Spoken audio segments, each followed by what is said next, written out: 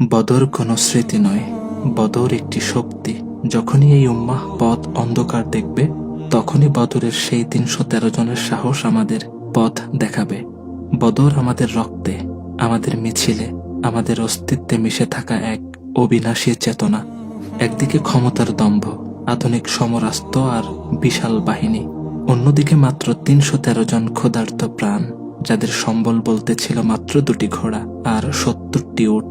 কিন্তু তাদের হৃদয়ে ছিল এমন এক অগ্নিশিখা যা কোনো পার্থিব শক্তি নেভাতে পারে না, আর তা হলো ঈমান। যুদ্ধের আগের রাতে যখন কাফের শিবির আমোদ ফুর্তিতে মত্ত, তখন সিজদা অবনত হয়ে কাঁদছিলেন বিশ্বনবী হযরত মুহাম্মদ সাল্লাল্লাহু আলাইহি ওয়াসাল্লাম। তার দুহাত আকাশের দিকে তোলা, চোখের পানিতে দাড়ি ভিজে একাকার। তিনি আরজি জানাচ্ছিলেন সাল্লাল্লাহু আলাইহি ওয়াসাল্লাম, হে আল্লাহ, আজ যদি এই মুষ্টিমেয় দলটি ধ্বংস হয়ে যায়, তবে এই জমিনে তোমার ইবাদত করার মতো আর কেউ অবশিষ্ট থাকবে না। বদর আমাদের শেখায় যে সংখ্যাতত্ত্ব দিয়ে বিজয় আসে না। যখন বান্দা তার শেষ বিন্দু দিয়ে চেষ্টা করে, আল্লাহর উপর ভরসা রাখে, তখন আসমান থেকে ফেরেশতারা নেমে আসেন জমিনের ধুলো উড়াতে। বদরের প্রান্তরে সেই অসাধ্য সাধন হয়েছিল।